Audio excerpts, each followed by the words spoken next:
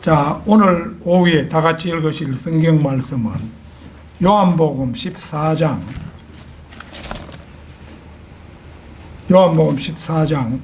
16절 17절 말씀입니다.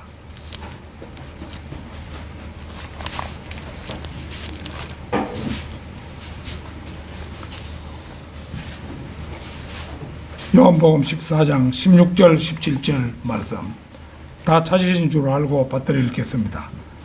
또 내가 아버지께 기도하겠고 그분께서 또 다른 위로자를 너희에게 주시리니 그가 너희와 함께 영원히 거하시리라.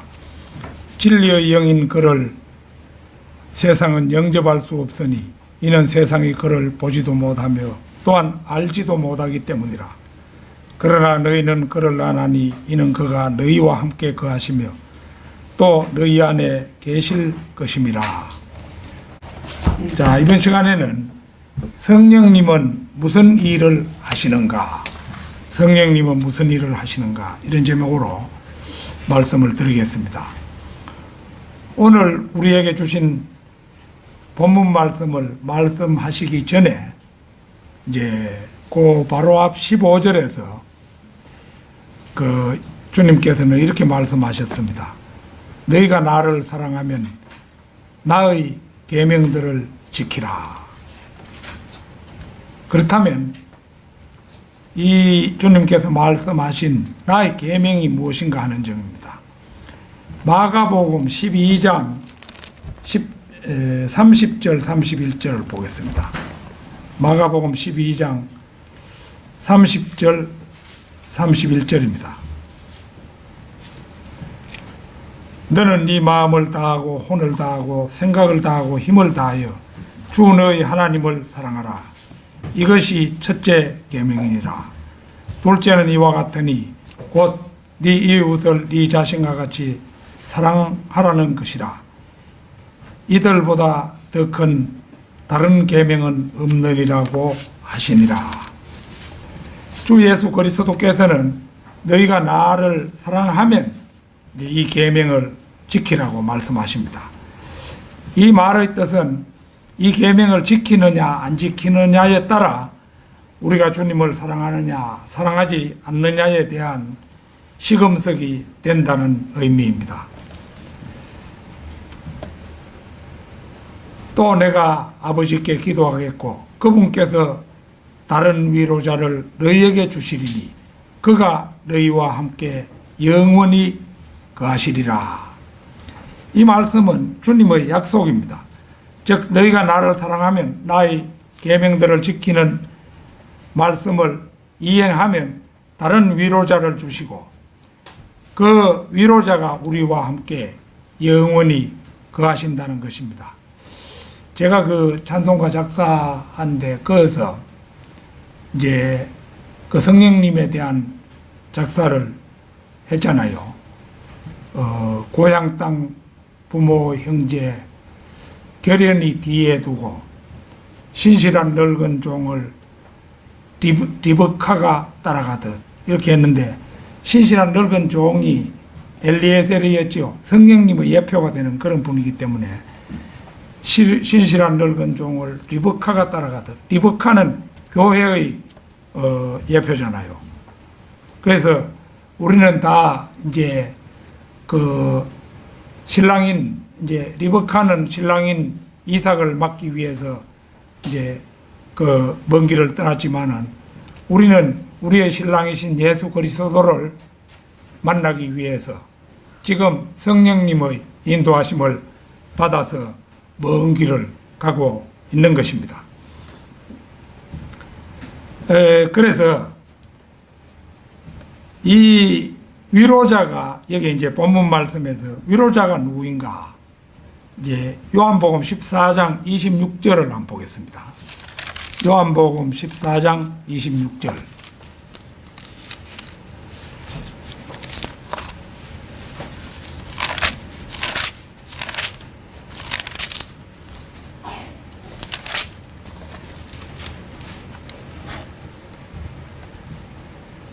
그러나 위로자이신 성령을, 이 성령이 위로자잖아요. 위로자이신 성령을 아버지께서 내 이름으로 보내시리니 그가 너희에게 모든 것들을 가르치시며 또 내가 너희에게 말한 모든 것들을 기억나게 하시리라. 여기에서 보면 다른 위로자라는 분은 바로 성령님이십니다. 그 성령께서 우리가 구원받는 순간에 이제 우리에게 오시면 그분께서는 우리와 함께 영원히 거하신다는 것입니다. 세상 사람들은 성령이 우리가 성령 충만할 때만 함께 거하고 그렇지 않을 때는 그만 떠나가기 때문에 이제 그들은 뭐 찬송가 부를 때도 성령이여 강림하사 뭐 이런 찬송을 부르고 성령을 달라고 내 기도하잖아요. 그건 그 사람들이 착각하고 있는 그런 것입니다. 구원받고도 성령을 받지 못하면 아무 소용이 없다거나 당신이 성령을 슬프게 해서 그분이 당신에게서 떠나가시면 당신의 구원은 아무 쓸모가 없다고 말하는 은사주의자들의 주장이 새빨간 거짓말임이 드러납니다.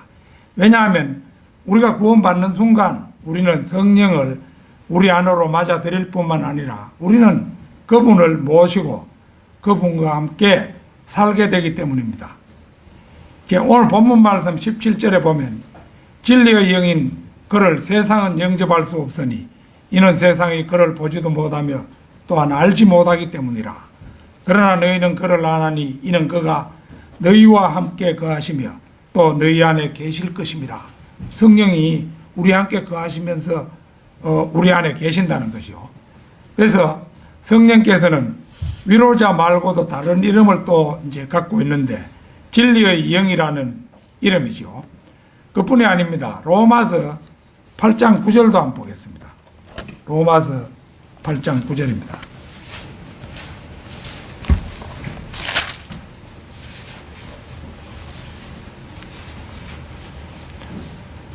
그러나 하나님의 영이 너희 안에 거하시면 너희가 육신 안에 있지 아니하고 성령 안에 있나니 이제 누구든지 그리스도의 영이 없으면 그의 사람이 아니니라.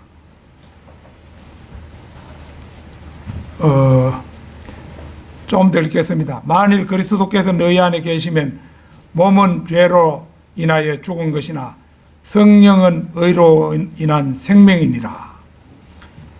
예수를 죽은 자들로부터 살리신 분의 영이 너희 안에 거하시면 그리스도를 죽은 자들로부터 살리신 분이 너희 안에 거하시는 그분의 영으로 인하여 너희의 죽을 몸도 살리시리라. 여기를 보면 성령께서는 하나님의 영 또는 그리스도의 영이라 불릴 뿐만 아니라 의로 인한 생명으로서 우리의 죽을 몸도 살리실 분임을 알게 됩니다.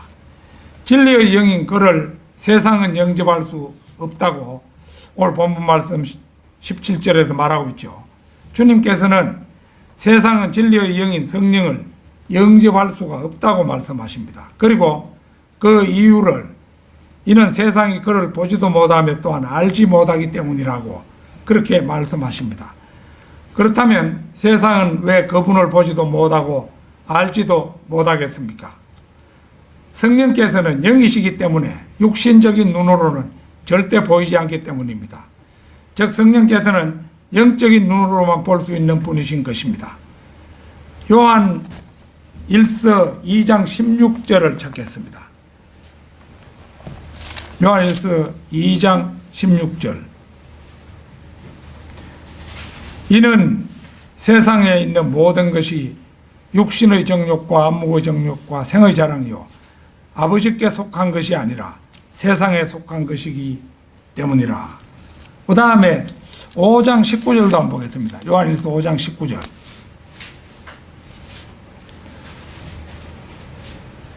우리가 아는 것은 우리는 하나님께 속해 있으며 온 세상은 악함 속에 놓여 있다는 것이라.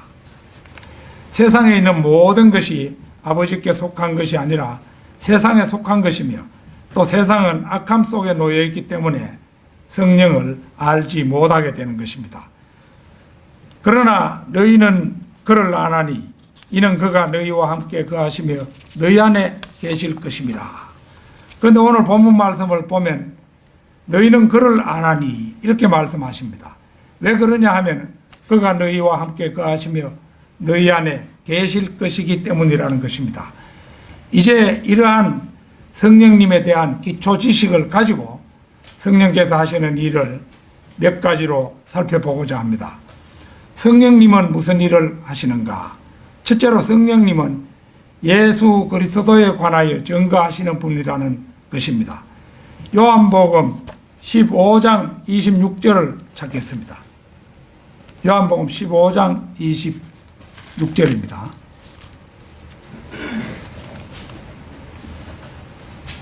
그러나 내가 아버지께로부터 너희에게 보낼 위로자 곧 아버지께로부터 나오시는 진리의 영이 오시면 그가 나에 관하여 증거하시리라. 이 이제 위로자라는 말을 개역 성경에서는 보혜사라 이렇게 해놨는데 그래 되면은 조금 그 의미상으로 알기가 좀 어렵게 되죠. 근데 위로자가 얼마나 좋습니까? 그래서 이 말씀은 주 예수 그리스도께서 제자들과 함께 예루살렘을 가로질러 겟세마네를 향하여 걸어가시면서 요한복음 14장에 이어서 성령님에 관해서 언급하시는 대목입니다. 성령께서는 위로자이시고 또 진리의 영이시며 또한 그분의 근원이 아버지께로부터라고 밝히시면서 그분의 사역이 그러니까 성령님의 사역이 나에 관하여 증거하시는 것이라고 못 박으심을 볼 수 있습니다. 성령님은 자기 자신에 관하여 증거하시는 것이 아니고 나 예수 그리스도에 관하여 증거하시는 그런 분임을 밝히고 있는 대목이죠. 세상에는 위로자와 성령님이 다른 어떤 존재인 것으로 착각하는 사람들이 적지 않습니다. 그러나 여호와 주 하나님, 아버지 전능자 주 하나님, 소망의 주 등이 모두 아버지 하나님의 칭호이듯이 위로자, 진리의 영, 하나님의 영, 그리스도의 영 등이 모두 성령님의 칭호입니다. 성령님께서는 하나님께서 보내신 분입니다. 그분께서는 아들 하나님이신 예수 그리스도와 마찬가지로 하나님께서 보내신 하나님께로부터 오신 분이십니다. 그분께서는 예수 그리스도께서 부활하시고 성천하신 뒤 그분이 아버지 하나님께 요청하셔서 오신 분입니다. 그분께서 이 땅에 오신 목적은 자신에 관하여 증거하기 위함이 아니라 예수 그리스도에 관하여 증거하시기 위해서입니다. 하나님이시지만은 한없이 겸손하시고 자기를 드러내지 않으시고 오로지 예수 그리스도를 증거하시는 분이니까 얼마나 멋진 분입니까? 소위 성령운동을 한다는 현대 은사주의 오순절파 얼간이들이 입만 열었다 하면 성령을 받으라고 중얼거리지만 그들이야말로 성령께서 이 땅에 오신 목적과 그분께서 수행하시는 사역에 대해서 하나도 모르는 자들입니다. 그 자들은 성령님께서 귀신이나 쫓아주시기 위해 이리저리 왔다 갔다 바쁘게 움직이는 분으로 착각하지만 그분께서는 정작 모든 구원받은 성도들 안에 들어와 조용히 내주하고 계십니다. 성령님께서는 자신을 증거하기 위함이 아니라 주 예수 그리스도를 증거하기 위해서 오신 것입니다. 성령님은 무슨 일을 하시는가? 둘째로 성령님께서는 우리의 모든 것들을 가르치시며 주님께서 말씀하신 모든 것들을 생각나게 하신다는 것입니다. 요한복음 14장 26절을 보겠습니다. 아까 우리가 좀 전에 봤죠. 그러나 위로자이신 성령을 아버지께서 내 이름으로 보내시리니 그가 너희에게 모든 것들을 가르치시며 또 내가 너희에게 말한 모든 것들을 기억나게 하시리라.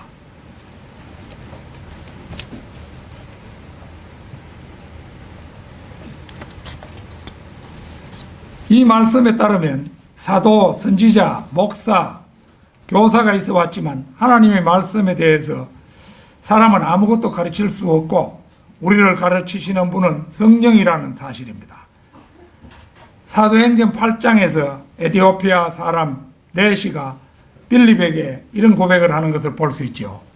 나를 지도하는 이가 없으니 어찌 깨달을 수 있으리요. 이게 이제 사도행전 8장 31절에 나오는 말씀입니다. 이 말씀을 듣고 빌립이 네시의 마차에 함께 앉아서 네시에게 그가 읽고 있던 성경 구절들에 대해서 진리를 설명해 줍니다. 그러나 그가 한 일은 단지 지도하는 일이었지 가르친 것이 아니었습니다. 여기서 지도한다는 것은 안내한다, 인도한다 이런 뜻이 있습니다. 말하자면 사람이 성경에 대해서 가르쳐 준다는 것은 자기가 알고 있는 어떤 구절이 성경의 다른 어떤 구절과 연관되는가를 안내한다는 의미입니다. 저도 이제 뭐 설교 준비한다고 앉아서 이렇게 설교를 준비할 때 이제 이 주석서 꺼내보고 저 주석서 꺼내보고 이제 이렇게 하다 보면은 이 주석서들이 책상 위에 막 가득히 쌓여요. 쌓이면은 다시 이제 그거를 너무 복잡하니까 다시 이제 책꽂이에 꽂아놓고 이제 하는데 이제 말씀을 이제 설교 말씀을 이제 그 작성하고 있는데 이제 구절이 생각 안 날 때가 있는 거예요. 그러면 이제 그 간절히 기도하는 마음으로 그래 있으면 머릿속에 구절 하나가 떡 떠오르는 거예요. 떡 떠오르면은 그거를 이제 그 이제 우리 한글 킹 제임스 성경 이 그 인터넷에 떠 있잖아요. 거기에 구절을 딱 검색을 하면은 이 몇 장 몇 절에 있는 말씀인가가 딱 떠오르는 거예요. 딱 그 화면에 떠오르는 거예요. 그러면 이제 거기서 다시 또 설교가 계속돼 나가죠. 어떤 경우에는 이제 이런 경우도 있어요. 내가 이제 이 한글 킹 제임스 성경 이거를 읽기 전에 옛날에 개역 성경을 제법 읽었기 때문에 개역 성경 구절이 남아 있는 거예요. 그거는 다시 이제 이 구절이 개역 성경에 이런 구절이 있었는데 킹 제임스 성경 구절로는 생각이 안 나고 거기에 이제 그 한 부분이 작은 부분이 떠오르는 거예요. 그러면은 이제 네이버 검색창에다가 그거를 딱 쳐 넣어가지고 탁 엔터를 누르면은 그게 개역성경 몇 장 몇 절에 있는 거 대부분 떠올라요. 그러면 개역성경 몇 장 몇 절에 있는 그게 바로 한글 킹 제임스 성경과 장절은 똑같잖아요.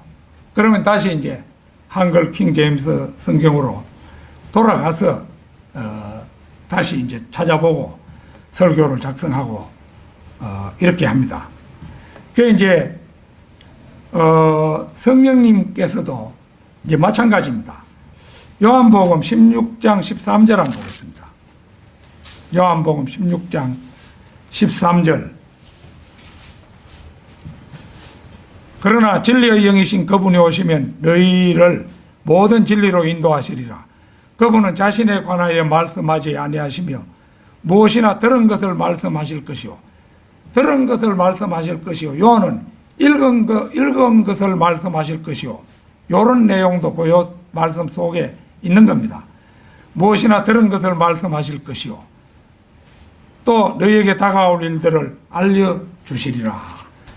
여기서도 보면은 진리의 영이시며 성경의 저자이신 성령님께서 우리를 모든 진리로 인도하시리라고 그렇게 말씀을 하십니다. 성령님께서는 우리들에게 성경 말씀들에 대해서 가르쳐 주실 때 어떤 구절이 어떤 다른 구절과 관련되는가를 이리저리 인도하셔서 그 구절의 다른 구절의 말씀을 다른 구절의 말씀들로 해석해 주시고 궁극적으로 우리가 깨달아 알 수 있도록 가르쳐 주십니다. 성령께서는 이런 방식으로 우리에게 성경을 가르치시기 때문에 목사나 성경 교사 역시 사람들에게 성경을 가르치는 것이 아니라 이제 인도하는 사람이라고 할 수가 있습니다. 성령께서는 성경의 저자이시기 때문에 그분의 인도가 사람으로서는 그 누구도 따를 수 없을 만큼 정확하고 따라서 그분의 인도를 받다 보면 궁극적으로 그분의 가르침을 받게 되는 것입니다. 따라서 성경을 공부하는 사람은 사람의 생각으로 말씀들을 해석하지 말고 그 관련 구절을 알지도 못하면서 어떤 구절이 떡 떠오르면 자기 마음의 생각에 이건 이런 기절일 것 같은데 이래 버리면 이거 틀리는 거예요. 그러니까 다른 그것을 말하는 다른 구절이 성령님께서 떠오르도록 하실 때 그 말씀을 쫓아가서 그 확실한 의미를 파악해야 되는 것입니다. 성령께서는 진리의 영이시고 하나님께로부터 온 영이신 하나님의 영이시기 때문에 성경 말씀 전체를 그분은 꿰고 계시는 거예요. 그래서 우리가 알고자 하는 말씀은 그분은 항상 우리에게 가르쳐 주실 수가 있는 것입니다. 성령님은 무슨 일을 하시는가? 셋째로 성령께서는 세상을 책망하신다는 것입니다. 요한복음 16장 7절 8절 한번 보겠습니다.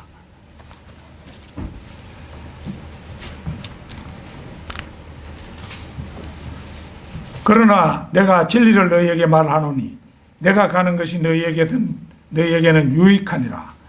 만일 내가 가지 아니하면 위로자가 너희에게 오지 아니하시리라. 그러나 내가 떠나가면 내가 그분을 너희에게 보낼 것이라. 그분이 오시면 죄에 대하여 의에 대하여 심판에 대하여 세상을 책망하시리라. 죄에 대하여라 하면 그들이 나를 믿지 않기 때문이요. 그 정도만 읽겠습니다. 이 말씀 가운데 내가 떠나가면 내가 그분을 너희에게 보낼 것이라는 말씀은 곧 주님께서 당신을 구원해 주시고 성령을 보내셔서 당신의 구원을 보증해 주시겠다는 그런 약속입니다. 왜 그러냐 하면 우리 안에 내주하시는 성령님으로 말미암아 우리는 마지막 나팔에 호련히 부활할 것이기 때문입니다. 내가 가는 것이 너희에게는 유익하니라 는 것은 이유가 또 있습니다. 주 예수 그리스도께서 하나님께서 인간의 육신을 입고 오신 그런 분이셨죠. 말하자면 그분은 하나님이셨지만 인간이셨습니다. 그러니까 인간으로서의 제약을 받으셨다는 의미입니다. 그래서 인간으로서의 예수 그리스도는 우리의 눈으로 보아야만 진짜로 본 것이고 그분의 음성을 우리의 귀로 들어야만 진짜로 들은 것이고 그분의 몸에 우리가 진짜로 들어가야만 진짜로 들어간 것이며 그분께서 진짜로 우리 안에 들어오셔야만 정말로 들어오신 것이 됩니다. 그러나 그 일은 불가능합니다. 그분께서는 한 사람의 인간으로 이 세상에 오셨기 때문에 산모퉁이만 돌아가셔도 눈에 보이지 않고 길모퉁이 건물을 돌아가셔도 보이지 않는 거죠. 또 건너편 마을로 옮겨가시기만 해도 음성을 들을 수가 없습니다. 그러나 성령께서는 이러한 것들을 모두 하실 수 있는 분이십니다. 그분께서는 문자 그대로 영이시기 때문에 우리 몸 안으로 얼마든지 들어오실 수가 있고 한꺼번에 60억 명 속 전체로도 들어가실 수가 있으십니다. 그분께서는 영이시기 때문에 우리가 육안으로 보고 귀로 듣지는 못해도 이보다 더 확실한 방법으로 보고 들을 수가 있는데 그것이 바로 믿음이라는 그런 것이죠. 자, 그분이 요한복음 16장 8절에서 그분이 오시면 죄에 대하여 의에 대하여 심판에 대하여 세상을 책망하시리라. 삼위일체 하나님의 제3위의 인격이신 성령님께서는 사도행전 2장에서 주님께서 약속하신 대로 오셨습니다. 그분께서 오시면 세상에 대하여 세 가지를 책망하시리라고 말씀하시는데 그것은 곧 죄의 심판에 대하여라고 말씀하십니다. 여기서 책망하신다는 것은 유죄를 선고한다, 양심의 가책을 느끼게 한다, 금한다, 꼼짝 못하도록 막는다 등의 뜻을 가지고 있습니다. 이처럼 성령께서는 세상을 책망하시는 사명을 띠고 계십니다. 죄에 대하여라 하면 그들이 나를 믿지 않기 때문이요. 이 말씀이 보여주는 것은 죄에 대한 책망이 침례를 받지 않았기 때문도, 담배를 피우고 술을 먹기 때문도 아닌 단지 그들을 믿지 않기 때문이라고 단언하는 것이라는 그 점입니다. 그렇다면 그분이 대체 느 시기에 이런 단언을 하실 수 있겠습니까? 그것은 주 예수 그리스도 그분이 바로 이 우주를 창조하신 주인이시기 때문입니다. 엄밀히 말하면 우리 인간에겐 그분을 거부할 수 있는 권리가 없는 것입니다. 의에 대하여라 함은 내가 아버지께 가므로 너희가 나를 다시는 보지 못하기 때문이요. 요한복음 16장 10절인데요. 이 말씀은 오직 예수 그리스도만이 유일한 의이심을 보여줍니다.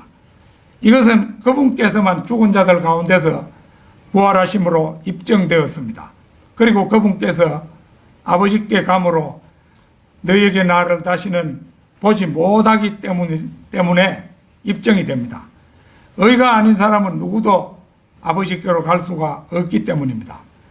하나님께서 우리를 의롭다고 인정하시는 것은 우리의 선한 행위를 보시고 그러시는 것이 아니라 우리가 예수 그리스도를 믿는 것을 보시고 그러하시는 것입니다. 정가된 의인 것이죠. 행함이 없어도 불경건한 자를 의롭다 하시는 그분을 믿는 사람에게는 그의 믿음이 의로 여겨지느니라. 바로 이 말씀 그대로죠. 또 심판에 대하여라 하면 이 세상의 통치자가 심판을 받기 때문이라. 성령께서는 또 세상을 책망하시되 심판에 대하여라고 책망하십니다. 이 세상 통치자는 마귀를 말하는데 바울이 고린도 후서 4장 4절에서 이 세상 신이라고 말한 바로 그 자입니다. 우리의 신이 하나님이신 예수 그리스도가 아니라면 마귀입니다. 설사 무신론자라 해도 그는 마귀의 유신론자일 뿐입니다. 자기가 아무리 무신론자 이렇게 해도 무신론 그게 근본적으로는 마귀이기 때문에 마귀 유신론자가 된다는 것이죠. 그런데 그 마귀는 갈보리에서 이미 심판을 받았습니다. 세상은 갈보리 십자가의 심판 앞에서 옴짝달싹 못하고 무릎을 꿇어야 합니다.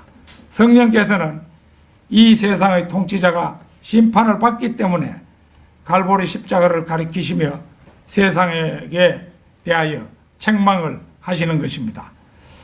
성령님은 무슨 일을 하시는가? 넷째로 성령님께서는 우리 안에 거하신다는 것입니다. 로마서 8장 11절을 찾겠습니다. 로마서 8장 11절.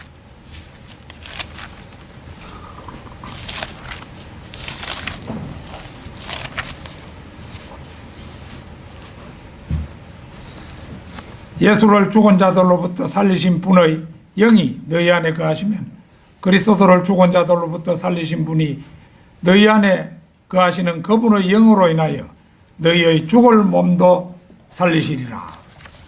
현재 우리가 지니고 있는 몸은 무슨 일이 있어도 죽을 수밖에 없는 몸입니다. 죄 때문입니다. 그러나 그 몸은 죽을 몸이 돼 그분께서 반드시 살리실 것입니다. 그분은 그리스도를 죽은 자들로부터 살리신 바로 성령님이시죠. 그러면 성령님은 어떻게 우리의 죽을 몸을 살리실 수 있겠습니까? 그것은 구원받은 우리 안에 성령님이 거하시기 때문입니다. 우리 안에 성령님이 거하시는 궁극적인 목적이 바로 이것입니다. 우리가 구원을 받았으므로 우리는 이미 영적으로 영원한 생명을 소유하고 있습니다. 또 성령께서 우리 안에 거하심으로 우리의 몸까지 다시 소생되어 우리의 영적 생명은 이제 실제적 영생으로 구현될 것입니다. 그러나 아직 그것은 미래의 일입니다. 장차 예수 그리스도의 공중 재림과 함께 우리가 휴거될 때 우리 수밖에 없는 몸은 영원히 죽지 않아도 될 33살 반의 모습으로 순식간에 변모될 것입니다. 구원받은 사람은 그날로 성령이 들어와서 이 세상 끝날까지 우리 안에 거하시지요. 그분으로 말미암아서 이제 예수님께서 공중에서 부르시면은 그 즉시 우리 몸이 변화를 받고 공중으로 끌려 올라간다는 것이죠. 성령님은 무슨 일을 하시는가? 다섯째로 성령님께서는 우리를 인치시는 분입니다. 에베소서 1장 13절을 찾겠습니다. 에베소서 2장 13절.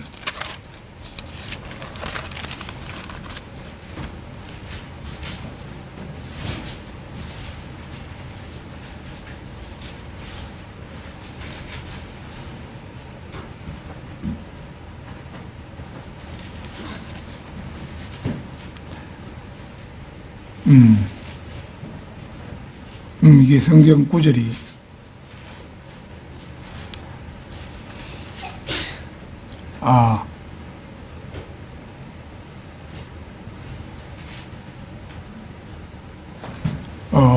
그분 안에서 이렇게 시작되는 부분이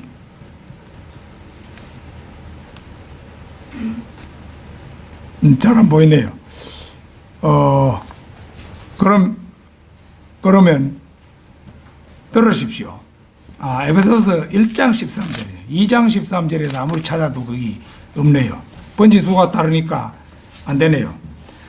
그분 안에서 너희도 진리의 말씀 곧 너희 구원의 복음을 듣고서 그분을 신뢰하였으니 또 너희가 그분을 믿고서 약속의 그 성령으로 인침을 받은 것이니라. 죄인이 말씀을 듣고 그가 복음의 진리를 믿으면 이것으로 인해 예수 그리스도를 자신의 구주로 신뢰하게 됩니다. 그가 이러한 일들을 할 때 하나님께서는 그 죄인에게 영적 할례를 행하시고 이제 이래 딱 붙어있던 몸과 혼을 떨어지게 만들죠. 딱 떨어지게 만들죠. 또 병안의 것을 보존하시기 위해서 봉인을 하잖아요. 그 봉인을 하듯이 인을 치신다는 겁니다.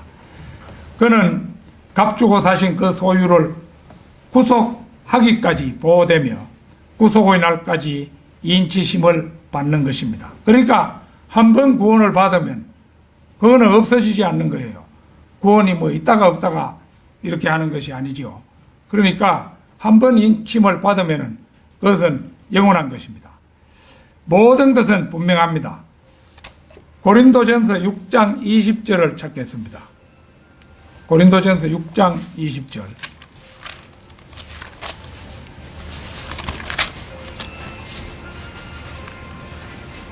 너희는 값을 치르고 산 것이니 그러므로 하나님의 것인 너희 몸과 너희 영으로 하나님께 영광을 돌리라. 그 앞 19절도 보겠습니다. 또한 너희 몸은 너희가 하나님으로부터 받은 바 너희 안에 계신 성령의 전인 것을 알지 못하느냐. 너희는 너희 자신의 것이 아니니라. 성도의 몸은 값주고 사신 바 되었으며 육체적인 몸은 하나님의 소유가 되었습니다. 그러나 비록 그리스도인의 혼은 그가 예수 그리스도를 믿을 때 구속되었지만 값주고 사신 그 소유는 휴거 때에 비로소 구속될 것입니다. 그 구속의 원동력은 우리 안에 거하시는 성령님이죠. 성령님이 거하시지 않으면 그는 변화를 받을 수도 없고 공중으로 끌려 올라갈 수도 없는 것입니다.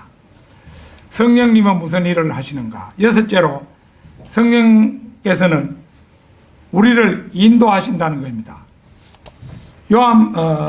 로마서 8장 14절을 한번 보겠습니다. 로마서 8장 14절.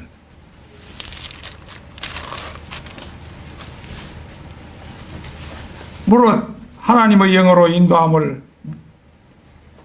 받는 이들은 곧 하나님의 아들들이니라. 이 말씀에서 말하는 성령의 인도하심은 거듭난 사람들에게 자동적으로 일어나는 현상에 대한 언급입니다.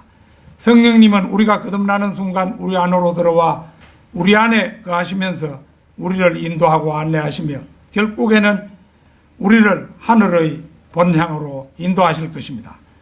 물론 한 번 거듭난 사람이 성령의 인도를 받지 못하는 경우도 있습니다. 우리는 구원을 받았으나 육신 속에 있기 때문입니다. 그러나 그렇다고 해서 우리가 받은 구원을 상실한 것은 아닙니다. 예수 그리스도께서도 길 잃은 양에 대해서 말씀하십니다. 양이 목자의 인도를 받는 양떼 안에 머물러 있지 않고 곁길로 빠졌다고 해서 늑대로 변하는 것은 아닙니다. 양은 여전히 양인 것입니다. 예수 그리스도께서 100마리의 양들 중 한 마리의 양이 길을 잃고 곁길로 빠지자 99마리의 양들을 놓아두고 그 한 마리 양을 찾아 나서는 목자에 대한 비유의 말씀을 제대로 이해한다면 함부로 구원의 상실을 운운할 수는 없을 것입니다. 따라서 그리스도인이 항상 성령의 인도하심을 받지 않으면 하나님의 아들로서의 자격을 상실하게 된다고 가르치는 것은 이단교리입니다. 실제로 성결교회라는 곳이 있죠. 우리 경주에는 보면 황성동 농협고 바로 옆에 성결교회가 있습니다. 그 성결교회에서는 이 구절을 요한복음 10장 27절 내 양들은 내 음성을 들으며 나는 그들을 알고 그들은 나를 따르려니라. 이 구절과 한데 묶어서 당신이 매일매일 실제 생활에서 성령의 인도하심을 받지 않으면 구원을 상실하게 된다. 이렇게 왜곡된 교리를 가르칩니다. 그들 말대로라면 우리는 구원의 상실을 매일같이 밥 먹듯 반복하지 않으면 안 될 것입니다. 로마서 8장 15절을 보겠습니다. 8장 15절. 너희는 다시 두려워하는 종의 영을 받지 아니하였고 양자 되는 영을 받았으므로 그에 따라 우리가 아바 아버지라 부르짖느니라. 우리가 받은 영은 두려워하는 종의 영이 아니기 때문에 혹시 구원을 상실하지는 않을까, 온갖 것들이 두려워서 구원을 잘 유지하겠다는 강박관념에 사로잡힐 필요가 없습니다. 우리의 영이 두려워하는 영을 받은 것이 아니지요. 온갖 것들이 두려워서 구원을 잘 유지해야 하겠다는 그런 강박관념을 갖는다는 것은 이단에 해당하는 거지요. 우리는 그런 두려워 떠는 영을 받은 것이 아니라 하나님의 양자되는 영을 받았기 때문입니다. 미국에서는 입양 관련 법률이 친자 관계 법률보다도 그 구속력이 더 강하다고 합니다. 입양한 양자는 친자나 다름없는 자녀라는 것입니다. 그래서 유산을 친자에게는 주지 않을 수도 있으나 양자에게는 그럴 수가 없다고 합니다. 이처럼 양자의 유산 상속은 법으로 강력하게 보장되어 있다는 것입니다. 양자는 값을 치르고 사들인 자식입니다. 설사 길에 버려진 아이를 주어 법적으로 양자 삼아서 키웠다 하더라도 그것은 사실상 값을 주고 산 것이나 다름이 없습니다. 낳은 자식은 얻은 자식이지만 주어온 자식은 희생을 각오하고 데려온 자식이기 때문입니다. 예수님도 자기 자신을 희생해서 아버지 하나님께서 우리를 얻으신 거잖아요. 우리를 양자 삼으신 주님이야말로 실로 엄청난 값을 치르고 우리를 사셨습니다. 그분께서 우리를 사기 위해 치르신 값은 그분의 생명이요 피였습니다. 우리가 아무리 귀하다기로서니 누가 우리를 자신의 생명과 피를 내놓고 사들일 수가 있겠습니까? 그러나 주님께서는 그렇게 하셨습니다. 주님께서는 우리를 구원하시고 본향으로 데려가시려고 엄청난 값을 치르고 사들이셨습니다. 그렇기 때문에 우리가 구원받음과 동시에 하나님의 자녀로 입양되는 양자되는 영을 받은 것은 실로 어마어마한 축복이 아닐 수 없습니다. 바로 그러하여 우리는 창조주 하나님을 아바 아버지라 부를 수 있게 된 것입니다. 생각해 보십시오. 이렇듯 소중한 양자인 우리를 그분께서 어찌 성령을 통해서 인도하시지 않겠습니까? 결론적으로 성령님은 위로자, 하나님의 영, 그리스도의 영 등의 이름으로 불리시는 삼위일체의 하나님 가운데 제3위의 위격에 해당하시는 분입니다. 히브리서 9장 14절은 그분에 대해서 영원한 성령이라 부르시고 고린도전서 2장 10절 한번 찾아보겠습니다. 2장 10절.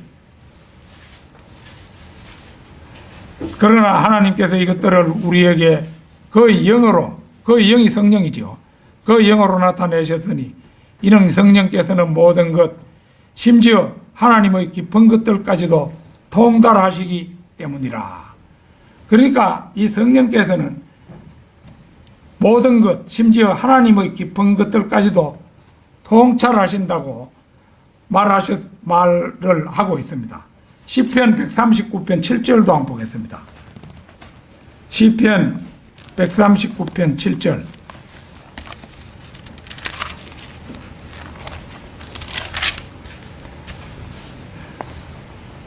내가 주의 영으로부터 벗어나 어디로 가며 주의 면전에서 벗어나 어디로 피하리이까. 성령께서는 무소부재하신 이제 분이시기 때문에 우리가 어디를 가더라도 성령님이 거기 계신다는 겁니다. 그분은 아버지 하나님, 아들 하나님에 이어서 제3위의 위격에 해당하시는 분이시지만 결코 두 분에 비해서 열등한 분이 아니십니다. 맡은 역할이 다를 뿐이지 열등한 분이기 때문에 뭐 그런 것이 아닙니다. 세상 사람들은 성령을 물건인 것처럼 취급을 하죠. 불 받아라, 뭐 성령에 불 받아라 하면서 자기들이 실제는 그들이 말하는 것은 그 마귀의 불을 얘기하는 것인데요. 불침례 받으라는 그런 말이나 마찬가지가 되는데요.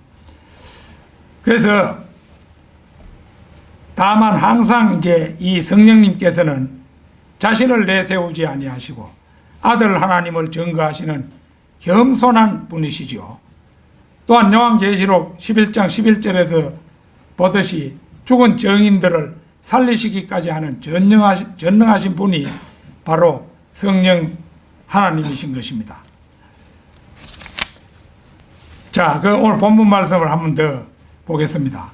또 내가 아버지께 기도하겠고 그분께서 또 다른 위로자를, 요 위로자가 성령님이잖아요, 너희에게 주시리니 그가 너희와 함께 영원히 거하시리라. 세상 끝날까지 그분이 우리 안에 거하신다는 겁니다. 진리의 영인 그를 세상은 영접할 수 없으니 이는 세상이 그를 보지도 못하며 또한 알지 못하기 때문이라. 그러나 너희는 그를 아나니 이는 그가 너희와 함께 거하시며 또 너희 안에 계실 것임이라. 오늘 본문 말씀에서 보듯이 성령님은 우리 아버지 하나님께서 우리에게 보내신 분으로 그 이름이 위로자이십니다. 이 위로자께서 우리 안에 내주하시며 우리와 동행하시고 우리를 인도하시는 것입니다. 그리고 마지막 나팔 소리에 우리의 몸들을 영원하고 영광스러운 몸으로 순식간에, 정말 순식간에 변모시키실 것입니다. 이 어찌 놀라운 축복이요 동행이 아니겠습니까? 다 같이 기도드리겠습니다.